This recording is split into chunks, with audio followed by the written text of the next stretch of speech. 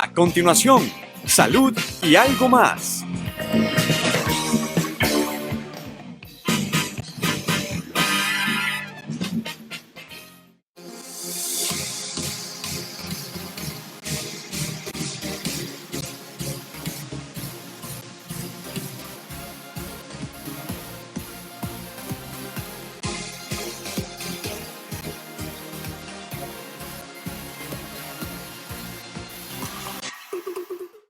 Hola, muy buenas tardes, bienvenidos como siempre a su programa de salud y algo más. Un abrazo a la distancia, gracias por ser parte de nuestro programa y como siempre deseándoles que usted pase un feliz martes en lo que resta de esta tarde y noche.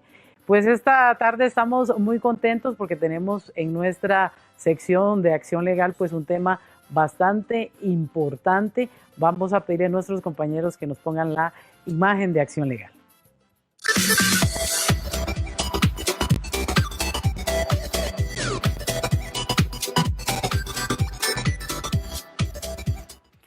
Bueno, y en nuestra sección de acción legal ya está con nosotros el licenciado don Rafael Rodríguez, que por supuesto es abogado penalista y ex juez de nuestro país. Y esta tarde pues también nos acompaña una gran persona que viene desde México. Hablamos del magistrado don Jesús Martínez Garnelo. Don Jesús, gracias por estar en nuestro programa y agradecerle que usted pues ya desde el día de ayer inauguró precisamente un congreso que en este momento se realiza en el Colegio de Abogadas y Abogados de Costa Rica y pues hablar de su libro y de muchos temas actuales que son de interés para América Latina. Y pues don Rafa, gracias por estar con nosotros y en esta sección muy suya traernos y presentarnos pues a una persona tan importante en América Latina como es el magistrado don Jesús y hablarnos importante porque ustedes son colegas no solo de temas, sino también escritores de libros y pues esta tarde vamos a presentar también este libro que precisamente escribe don Jesús, la teoría de la presunción de la inocencia y sus efectos procesales en el sistema acusatorio. Buenas tardes, don Rafa. Buenas tardes, Helen. Qué dicha que hoy podamos contar con la presencia del magistrado Jesús Martínez Garnelo. Es una persona de los que doctrinariamente nos han metido a los abogados en una nueva teoría en relación con lo que es uno de los principios más importantes del derecho, amparado por los tribunales de derechos humanos y es la presunción de inocencia. Helen, efectivamente, don Jesús hoy nos trae a colación su libro número 25, La teoría de la presunción de inocencia. Es todo un tema novedoso que lo va a convertir a él en el padre de la teoría de la presunción de inocencia. Es una situación en donde don Jesús nos ha venido diciendo de que la forma en que se ha tratado este principio a nivel procesal y a nivel penal tiene que variar y tiene que verse de aquí en adelante como una situación con carácter científico. Esto quiere decir de que tenemos que ver la presunción de inocencia no como una simple norma, no como una simple garantía, sino como una teoría general, como se ve cualquier teoría del derecho. Don Jesús es partícipe de ello, es una persona pues que tiene un currículum impresionante y agradecemos de que efectivamente ayer estuviera en la inauguración del seminario de Derecho Procesal Penal que estamos llevando a cabo en el Colegio de Abogados y Abogadas de Costa Rica, con una presencia de abogados y estudiantes numerosa. Estamos contentos porque efectivamente el éxito de este seminario lo han sido los ponentes y en especial la expectativa que tienen los abogados costarricenses de escuchar a don Jesús Martínez. Don Jesús, muchas gracias por atender a nuestra invitación a este programa y sobre todo a compartir con los costarricenses lo que es la teoría de presunción de inocencia. Bueno, pues buenas tardes primero a todos nuestros amigos y hermanos de Costa Rica, principalmente a nuestros queridos amigos abogados, estudiosos de la ciencia penal y de manera muy particular, licenciada Helen, muy amable por recibirnos en su casa. Un abrazo, un saludo fraterno a todos los televidentes, los radioescuchas de un programa que tengo entendido es de alto nivel y de un rating especial y orgulloso de estar en su país y en su programa. Y a usted, mi querido doctor Rafael, esta es la segunda vez que estoy aquí con vos. Feliz por participar en un seminario donde los grandes profesionales del proceso penal y de la ciencia penal como tal, ayer en la tarde nos vimos reunidos en este seminario tan importante con un enfoque, si me lo permiten, de derecho procesal comparado. Para mí es un orgullo, una satisfacción estar con uno de los más grandes abogados de Costa Rica, que tuve el privilegio de conocerle hace algunos ayeres en otro congreso en mi país, principalmente en una región hermosa de Veracruz. Y de ahí nace esa interacción académica que yo comento, Helen, que en el mundo, principalmente los de habla castellana, debemos de estar más unidos y de manera muy particular en este sistema acusatorio un tanto ecléctico, muy fusionado con un contexto de teorías que evidentemente me obligaron académicamente en escribir primero un libro sobre presunción de inocencia, que trae como muestra. Aquí estamos haciendo la argumentación técnica, metodológica y pedagógica de qué es la presunción de inocencia. ¿Es un principio? ¿Es una garantía? ¿O es un derecho de corte procesal? Agotado, editorial por Rúa, no es comercial, pero bueno, no lo traje ni siquiera para venta. Y hoy me siento orgullosamente feliz de participar en este seminario. Hoy me toca a las 8 de la noche. Los que no pudieron asistir el día de ayer a la inauguración y a 4 ponencias maravillosas, donde yo también con humildad estoy aprendiendo, evidentemente que los invito a que hoy nos acompañen. Nos faltan 4 grandes ponentes y de manera muy especial a que se introduzcan a este tema que no es tan novedoso. Si nos vamos a la época romana, a la época medieval o a partir de 1789, nos vamos a dar cuenta que hay antecedentes, pero institucionalmente, bajo un enfoque metodológico, con un esquema pedagógico y de cientificidad para los peritos, para los fiscales, para los jueces, magistrados y ministros es obligado. Y me permito comentar que desafortunada o afortunadamente fue parte de mi tesis postdoctoral, ante 9 postdoctores en Italia, en Milán, en donde el mayor académico, el postdoctor, 95 años. Fue hace 2 años y me fue maravillosamente bien. Hoy día, esta teoría está tomando criterios jurisprudenciales y tesis en mi país. Pero por otro lado, aquí, en la cuna de los derechos humanos en Costa Rica, por tener la Corte Interamericana, se convierte en una herramienta. Yo los invito a que te escuchen, a que se den realmente esa interacción de qué es lo que estoy proponiendo y que puedo asegurarles, les va a servir como herramienta en las audiencias y en las aperturas o en las conclusiones de alegatos. Yo los invito a que nos acompañen y de manera muy especial agradecerle al doctor Rafael, un abogado de un prestigio evidentemente importante y que en México cuando lo han escuchado pues quieren que regrese inmediatamente. Entonces eso es lo maravilloso de esa interacción. Y a usted, licenciada, siempre será un privilegio participar en un programa cuyas características va a la sociedad. Muy amable, magistrado. Yo quisiera que usted nos cuente un poquito, porque bueno, el programa nosotros lo ve diferente público y hay gente que no sabe mucho del derecho. ¿En qué se basa precisamente el libro? ¿Cuál es el objetivo? ¿Y qué puede esperar? No solamente las personas que trabajan en la corte, llámese fiscales, llámese jueces, llámese magistrados, sino la otra parte de la cara de la moneda, como decimos, que es el público, la persona que al final es la que va a ser el acusado en la corte, el que tiene que ir a defenderse. La verdad, para algunos estudiosos piensan que la presunción de inocencia es simple y sencillamente somos inocentes mientras no se demuestre lo contrario y no haya sentencia condenatoria. No. Todavía en este siglo XXI y prácticamente a 20 años, por sospecha, por inducción o por parte mediática, todos somos culpables. La parte de la victimización de manera inmediata, en muchas ocasiones, a través de la difusión de una nota, realmente representa un gran conflicto para los que acusan o los que denuncian. Cuando vemos la otra parte ordinaria, nos damos cuenta de que todos somos inocentes, incluso me atrevo, hasta en sentencia condenatoria, porque hay criterios y hay efectos extraprocesales o extrajudiciales que podemos reclamar en las cortes internacionales. Ejemplo simple, ocurre un hecho de tránsito, hay una privación de vida, una suspensión de vida, inmediatamente hay una calificación y una catalogación del principio de culpabilidad de que Juan Pérez es culpable. No esperen.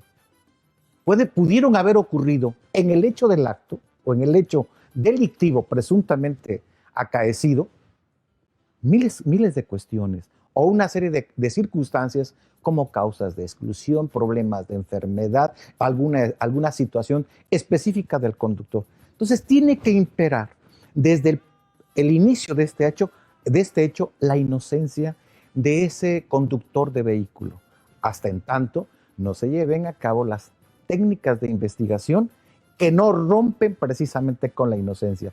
Y le puedo decir, porque esto es una parte evidentemente bíblica y además ético-biológica. Todos somos inocentes desde el claustro materno, es más, desde la parte de la acción fecundativa. Cuánto más o cuánto menos para la madre, que está en la parte de la formación y que en muchas ocasiones, por lo menos en mi país, la sentenciamos antes de saber qué es lo que le provocó la expulsión del producto gestativo. Es un tema maravilloso, poco explotado, pero que bendito sea el estudio, yo creo mucho en Dios, en el contexto de hacer una acción proyectiva con carácter eminentemente metodológico. Bueno, don Rafa, yo que soy especialista en el tema de imagen propiamente y de comunicación, uno lo ve, porque cuando trasciende una noticia de la muerte de una persona, que pareciera que es algo muy doloroso en general para la sociedad, que pareciera que hubo gente involucrada que hizo cosas que en apariencia son negativas, llámese alguien que iba tomando licor o llámese, bueno, lo hemos visto en muchas notas en Costa Rica de eventos, la gente automáticamente o la sociedad automáticamente ya culpa a la persona y esto ya le genera inclusive una mancha en la imagen. Podemos decir a esa persona que antes de haberse ido a la corte, ya la persona va con la imagen manchada. Luego va, es recibido por los fiscales, por los jueces y demás, y va con su abogado y luego lo dejan salir en libertad o lo dejan bajo condiciones o lo que sea, y la gente sigue todavía diciendo, es que me molesta o me parece que es el colmo cómo ese juez dejó ir a esa persona, y es aquí donde entra esas dos partes. ¿Será cierto que lo que está diciendo don Jesús en el sentido de que, ok, si no me demuestran que yo soy efectivamente culpable, soy inocente desde que nací? O sea, qué complejo, porque habría que estar en los zapatos de esa persona para uno sentir lo que le están aplicando, que es la empatía. Sí, Helen, desafortunadamente, como nos dice el magistrado Martínez, en nuestros medios, no solamente en Costa Rica, sino a nivel mundial, se da lo que se llama un punitivismo mediático. O sea, primero se trae a la persona a las redes sociales, a la comunicación, como el responsable de un hecho que no ha sido investigado y que se tiene en este caso como la persona responsable, y así lo ve la sociedad. Y el problema que tenemos es que la noticia se difunde de esa manera, pero cuando se dan los resultados judiciales en donde se demuestra efectivamente la no responsabilidad de esta persona, no se vuelve a dar esa noticia. Y entonces tenemos aquella posibilidad de que el hecho mediático genere inclusive hasta decisiones judiciales que están encaminadas a esa presión mediática que se da. Hoy tenemos, Helen, en boga la situación del señor que tuvo el hecho delictivo en donde fallecieron 4 ciclistas. Correcto. Se hizo un acuerdo conciliatorio por 3 de ellos y se fue a juicio solamente por 1. Hoy día la sentencia acaba de salir una resolución del Tribunal de Apelación que indica que se tiene que motivar la sentencia porque se consideró que el monto de pena impuesto es desproporcional y no tenía una motivación y una fundamentación. La gente en redes sociales está diciendo que esta persona por 4 muertos se le está otorgando la posibilidad de un aparato electrónico. Bueno, pero es que el juicio fue por solamente 1 muerto, los otros 3 ya se habían conciliado, y entonces el hecho, la proporción de ese hecho es única y específicamente sobre ello, pero mediáticamente lo estamos condenando por todo. Bueno, las familias decidieron tomar una vía alterna de solución de conflictos que nos da precisamente la posibilidad de tomar decisiones que no generen una revictimización. Pero la sociedad seguimos viendo a esta persona como el responsable directo de los 4 muertos. Sí, claro, es el responsable de los 4 fallecidos presuntamente, pero efectivamente solamente se le juzgó por un hecho. Y es sobre ese hecho sobre el que se tienen que tomar decisiones de cuál es la sentencia que efectivamente va a quedar impuesta y sobre esa sentencia cuáles son las posibilidades que tiene de algún otro tipo de medida, como inclusive el arresto domiciliario con monitoreo electrónico, que es lo que la gente dice, que no ve bien, pero que se da. Tenemos que tener claro de que muchas resoluciones en muchas ocasiones que se dan en donde se aplica prisión preventiva es por la presión mediática. A veces no se dan los presupuestos para establecer esa prisión preventiva, pero la presión mediática, bajo el contexto de que esa persona fue puesta como responsable, como culpable ante la sociedad, así tiene que aplicarse. Y los jueces a veces tienen aquel temor de que ¿qué hago? Si lo dejo en libertad, ¿me van a cuestionar ese razonamiento? ¿No me lo van a cuestionar? Bueno, tenemos independencia judicial, pero que se dé la información de manera adecuada. Ok, bueno, nos vamos a ir a la primera pausa comercial y ya vamos a regresar, don Jesús, porque yo quiero hacerle una pregunta sobre eso, ya casi volvemos. Somos la firma de abogados, su firma de confianza, dirigido por el licenciado Rafael Rodríguez Salazar, donde brinda los servicios de abogacía y notariado. Nos especializamos en asuntos penales, laborales y de familia, así como asesoría empresarial. Estamos ubicados en San Pedro, Rotonda y Condominio La Bandera.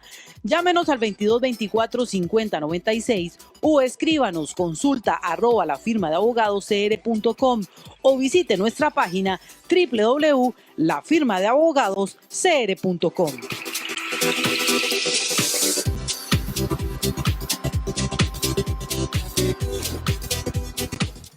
Bueno, muchísimas gracias por continuar en nuestro programa. Bueno, un tema que es bastante controversial, el tema de la presunción de la inocencia. Magistrado, siguiendo con la polémica, como decimos en Costa Rica, bien, qué interesante esa parte y lo que nos explicaba precisamente don Rafael, porque cuando una persona comete un error, prácticamente bajo la modalidad de lo que la sociedad en general lastimosamente a veces dicta, aunque después a los años se demuestre que usted era inocente, pues ya le queda una mancha en la imagen y eso es un daño moral que queda sobre la persona y bueno, evidentemente puede resultar doloroso porque he sabido de personas que luego les cuesta conseguir trabajo o rehacer nuevamente su vida porque ya quedaron con ese estigma y esa mancha de que cometieron ese error. Y es doloroso, pero la sociedad es muy cruel. Y a veces el señalar se hace todavía más difícil. Y entonces hay gente que castiga, dice y dice y dice, y al final, aunque esta persona salga inocente, ¿cómo manejar eso? Porque está la parte de la presión que puede recibir un juez en la corte, pero también está ese daño que pueda tener las dos partes, tanto la familia afectada como la persona que se considera que fue la culpable. Vaya, qué pregunta y qué comentario tan acertado. Le comento de manera muy puntual. En todos los países latinoamericanos que he visitado tenemos el mismo problema. He estado en Ecuador, he estado en Perú, he estado en Panamá, obviamente en mi país, México, con más de 33 estados amplísimamente y culturalmente diferentes. Este es el tema. Primero hay que tomar en cuenta, por ejemplo, para este caso tan particular, que para la presunción de inocencia operan dos teorías supraespeciales. La teoría de las probabilidades y la teoría de las equivalencias. Y a estas dos teorías está la teoría del dominio del hecho. Cuando el doctor Rafael comentaba el aspecto toral de que hubo una mediación, hubo una justicia alternativa y solamente fue procesado con una medida cautelar uno de los 4 copartícipes, estamos hablando de una modalidad en donde para el sistema penitenciario en el mundo no es llevarlo a prisión, es buscar la forma de reinsertarlo como tal y si tuvo por la probabilidad de haber ocurrido o haber cometido ese hecho, bueno, que la familia, las víctimas tengan una alternativa también de vida. Primero, el enfoque desde la disciplina o la ciencia victimológica a este personaje, para volver al caso en particular, es invictimen. Lo están catalogando y lo están estigmatizando. Y algo especial, mi querida licenciada Heli. Este libro nace precisamente por 2 experiencias maravillosas. Una en el 2000 y otra hace exactamente 4 años, y fue mi tesis postdoctoral.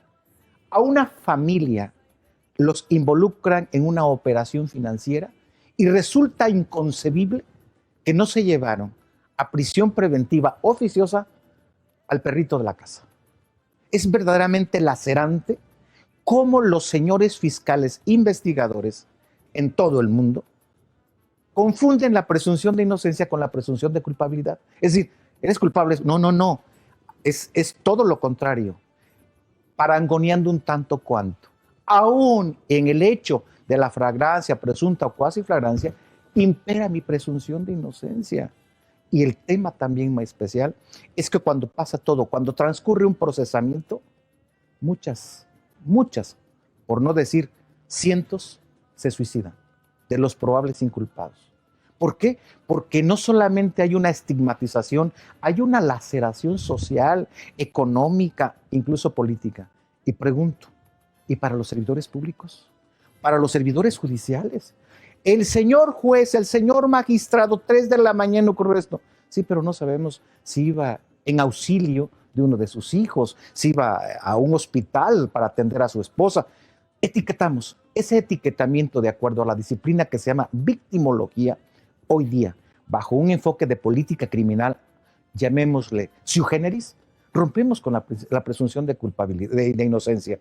Entonces, esa es la tarea. ¿Cómo sensibilizar a todos los entes procesales y de manera muy particular a la ciudadanía? Aquel que está en contacto directo en casos tan peculiares y tan ordinarios. Porque ¿quién no puede, un jovencito de 8 o 10 años, en su bicicleta arrollar a un anciano? Y eso es un hecho, como tal, que establece la ley como regulación conductual. Don Rafa, hay algo que pasa dentro de todo esto, y es que al final, para las personas que cometen un error, porque no es lo mismo una persona que haya sido reincidente a una persona que solamente cometió un error, que puede ser el atropellar a una persona, tal vez no iba bajo los efectos del licor, que puede haber sido bajo la ira y la cólera por celos, haber matado a la persona que consideraba que andaba con su esposa. Entonces, es ahí donde a veces un error podría ser que te echa a perder toda la vida, que un error sea suficiente para que usted diga, bueno, por este error quedé condenado socialmente. Qué difícil, hasta dónde se debe, de parte de los abogados y de los jueces, valorar el detalle de esto. Sí, Helen, desafortunadamente en muchos países los órganos de investigación están deteniendo para investigar y no investigando para detener. Eso es un problema que hemos tenido ciertamente con los órganos fiscales. Nos decía el magistrado Martínez la situación de que inclusive tenemos gente que se suicida por la estigmatización que se da en este contexto. Acabamos de vivirlo nosotros en nuestro país. Hace mes y medio se declaró la inocencia de una persona en los tribunales de Pérez Celedón que venía sido acusando de un hecho delictivo, de un delito sexual, y hace 15 días después de ser declarado inocente por esa estigmatización que ha quedado, se nos suicidó. O sea, es una cuestión en donde nosotros teníamos que ver, mire, esta persona efectivamente bajo este contexto, después de haberse declarado su inocencia y que fue mediáticamente condenado por la fiscalía, por los medios televisivos, quedó con ese estigma y no aguantó más y tomó la decisión de suicidarse. Vemos hoy día, Helen, tenemos en la palestra el proyecto de ley de la diputada Paola, referida al stealthing. Es la posibilidad, magistrado, de imponer penas de prisión de 12 a 15 años a aquella persona que, habiendo consentido una relación sexual, en el transcurso de esta relación, el varón se quita el condón y dice, ok, se lo quitó sin el consentimiento de la otra parte, y entonces aquí es una violación lo que se da, y se tienen que imponer penas que van desde 12 a 15 años de prisión. Esta situación queda al arbitrio de la prueba, y aquí es en donde me lleva, don Jesús, la posibilidad de, en la presunción de inocencia, cómo tiene que ser ese estándar de prueba. Nuestra Constitución y nuestro Código Procesal Penal establece que para derrotar el principio de presunción de inocencia se requiere prueba suficiente que demuestre efectivamente esa responsabilidad. Y en estos casos en particular se ha venido a la palestra la situación de que la declaración creíble de la víctima es suficiente para establecer esa responsabilidad. Y esto se da en los delitos sexuales. Y en este caso en particular sería la persona, la mujer, la que llegue a decir, es que mire, mientras estábamos en el acto, él se quitó el condón y no tenía mi consentimiento, porque quedó embarazada. Y entonces esta mera manifestación puede imponer una responsabilidad en donde nosotros consideramos que ese estándar de prueba no es suficiente. ¿Cómo estamos, magistrado Martínez, con esta situación en relación con cuál debe ser la calidad de prueba y el estándar de prueba que se requiere tener en un tribunal para derrotar este principio de presunción de inocencia? Bueno, realmente, con su permiso, mi querida licenciada, es otro tema y un tópico muy especial. Goldsmith, un personaje que estudia la culpabilidad, es el padre de la culpabilidad, nos obliga a los que estamos entrando en este contexto teórico dos temas muy especiales. La objetividad del hecho como primer elemento de acuerdo a la teoría. Objetividad del hecho. ¿Qué es la objetividad del hecho? El establecimiento de un hecho real, concreto, preciso. Cuando estamos manejando el caso tan particular que describe mi querido amigo el doctor Rafael, primero, hay un acto de voluntades. Objetividad del hecho, consentimiento de las dos partes. Segundo, condición sine qua non subjetiva, no objetiva del hecho. ¿Cuándo? ¿En qué momento? En el exacto momento del clima supremo, y que incluso pudo, bajo la teoría de las probabilidades, para que se den cuenta, mis queridos amigos abogados, que impera la equivalencia del deseo, y subjetivamente o voluntariamente, porque hay movimientos musculares en ese momento, se va a un lado el condón. Vamos a responsabilizar por un acuerdo de voluntades y sujetar al personaje que está en ese acto solemnísimo y maravilloso, sujetarlo a un proceso penal y condenarlo. Creo que ahí se rompe el principio de presunción de inocencia, porque no estamos en la presencia de un acto ilícito, sino de un acto permisible por acuerdo de voluntades, dice Goldsmith. Voluntario, un acto voluntario. Un acto de voluntad. Los dos quisimos estar Exacto. haciendo el amor. Que la condición específica, no sé, si lo hicieron por escrito, si dijeron, bueno, a partir de nuestra relación, siempre con condón. Caso práctico en México. Entre cónyuges, entre esposos. Violación cuando la señora no quiere tener relaciones. Yo les digo, como en calidad de magistrado, y lo plasmo en mis resoluciones, ¿qué acaso hay un Cardex? Es un control. Hoy sí, hoy no. Mañana, quién sabe. No, es que me duele la cabeza. ¿Y al hombre? ¿Bajo qué condiciones podemos regular su acto conductual con enfoque de carácter sexual?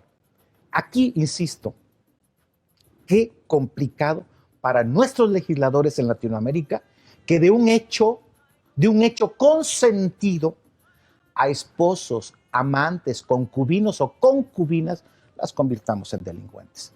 El caso que he criticado mucho en mi país es padres de familia, sentenciarlos y ubicarlos como delincuentes por incumplimiento de una quincena cuando no proporcionan su pago de alimentos. ¿Por qué ubicar a un padre de familia como delincuente? Y en este caso tan particular, y les recomiendo que por ahí chequen el libro, capítulo 6, página 437, el primer elemento de la teoría de la presunción es que me destruyas la parte objetiva. Complicado. Hay una subjetividad, y yo no sé hasta dónde están los criterios, tesis, jurisprudencias, pero por lo menos, en mi criterio como juzgador, el 14 de febrero, que es un día muy especial en México, cumplo 30 años de magistrado. Y de verdad que se me complica. Es más, considero que ante el contexto de un derecho comparado, este caso, para procesar a este personaje de este caso tan peculiar, es subjetivo y contra arbitrio judicial de justicia y jurisdicción universal. Magistrado, qué interesante lo que usted está mencionando, porque siempre lo hemos dicho que la objetividad depende de los ojos que se vean. Evidente.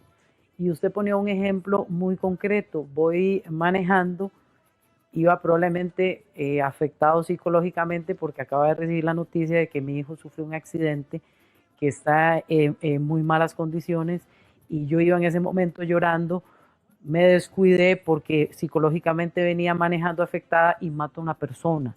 O sea, ahí es donde para los jueces ver la objetividad de la subjetividad de ambas partes. Qué complicado, porque vamos a tener a una madre que iba desesperada llorando detrás de su hijo y por un descuido mata a una persona versus el dolor que pueda sentir la otra familia porque yo, por mi descuido, por lo que me estaba pasando en ese momento, maté a una persona inocente. Entonces, qué complicado, don Rafa, porque al final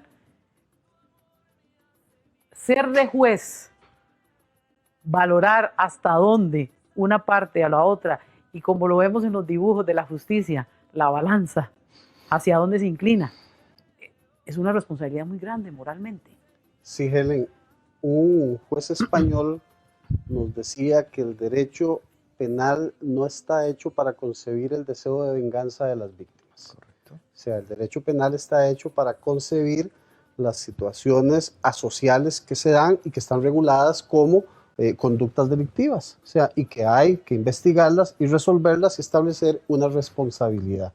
E inclusive, una vez expuesta una sentencia a la persona responsable de un hecho delictivo, esta persona tiene que ser tratada con todas las garantías que da la Constitución, porque el único derecho que pierde es el de la libertad de tránsito una vez que ha sido inmerso dentro de un sistema penitenciario.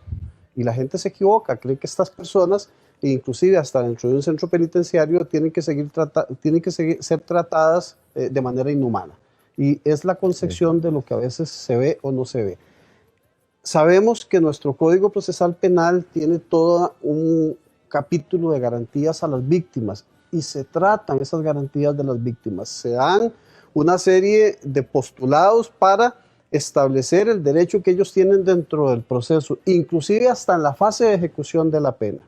Pero a veces es duro precisamente ver cada circunstancia y cada hecho y la forma en que se da la prueba en un juicio. Y a veces la gente no entiende porque se habla de estadísticas en donde se dice de que muchos de los hechos delictivos que han salido a nivel de la prensa efectivamente terminan con sentencias absolutorias y un bajo porcentaje con sentencias condenatorias. Bueno, este es el ejercicio que se hace para verificar si en juicio se demuestra ciertamente con prueba suficiente y con una calidad de prueba esa responsabilidad. Ante la duda, pues se tiene que favorecer al imputado, porque yo soy partidario de que es mejor tener a un delincuente en la calle que a un inocente en prisión. Bueno, nos vamos a ir a la pausa comercial y ya casi regresamos para continuar hablando de este tema.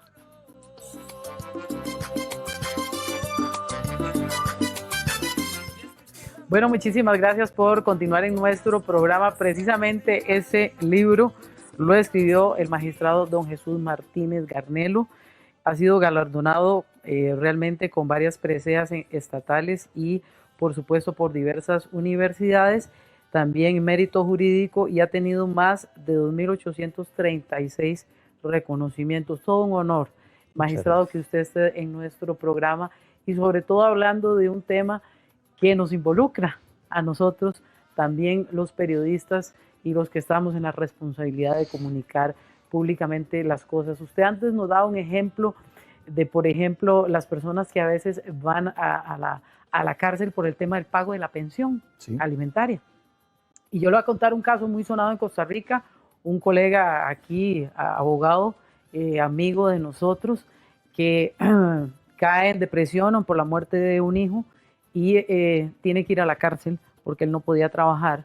Es una persona pues muy conocida en nuestro país, abogado de muchos casos muy sonados, y al final por su condición de salud, por depresión, no puede pagar una pensión que por supuesto por sus títulos académicos era bastante elevada, bastante alta, y al final pues tuvimos que ir a visitarlo precisamente durante los 6 meses que estuvo en la cárcel de la Reforma acá en Costa Rica, ir a conocer un poco su historia y ver pues un poco su situación, su sufrimiento y pues toda la enfermedad que él tenía por lo que le ha pasado en general con su familia. Entonces, qué complicado, qué difícil cuando uno tiene que enfrentarse a este tipo de situaciones y nadie se escapa de esto, porque el hecho de ir a la cárcel puede ser para cualquier persona en cualquier momento. No importa si yo soy periodista de 20 años o es un magistrado o es un abogado conocido, todos somos seres humanos y estamos expuestos a cometer un error o a fallar en algo que pueda ser socialmente condenado. Ahí es donde entra la parte humana y esa parte que me parece que es importante dentro de la teoría de la presunción de la inocencia. Totalmente de acuerdo. Ese es otro caso ya no hipotético, es un caso real, para ser coincidente con lo que estamos comentando. Aquí impera lo que se llama teoría del dominio del hecho, pero con una calidad especial para este personaje que es abogado, que se llama de garante. Tiene una garantía ex profeso. Pregunto, ¿ese estado depresivo, bajo dictámenes y metodología científica, fue expuesta ante el juez? Primera pregunta.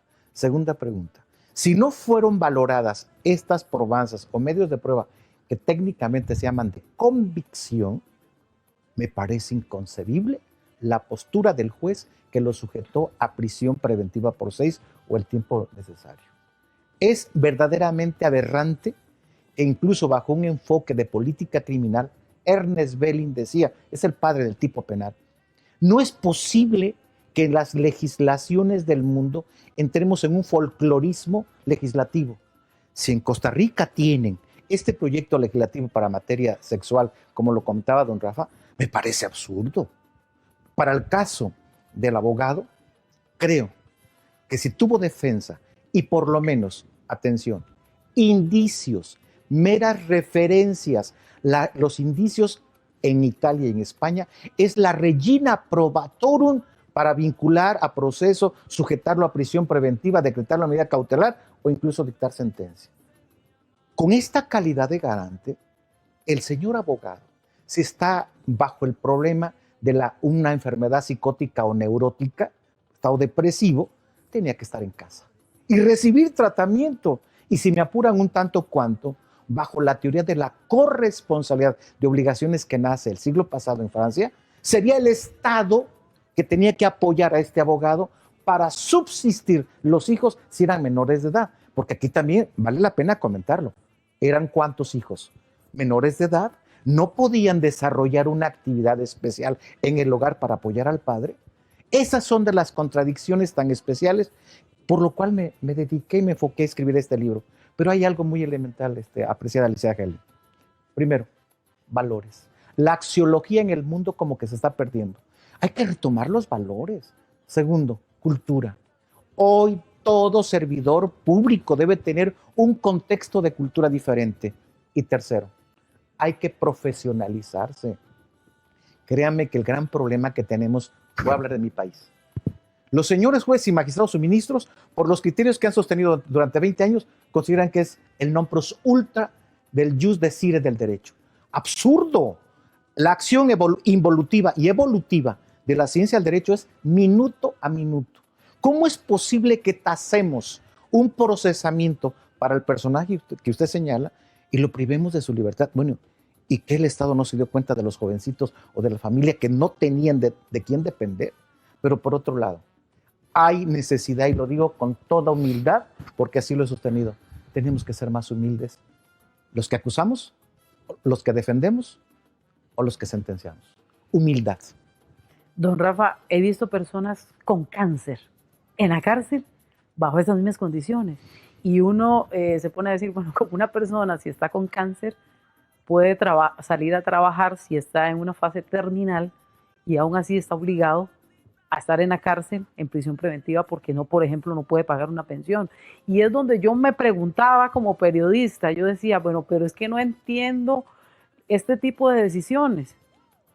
El magistrado no lo aclara. Sí.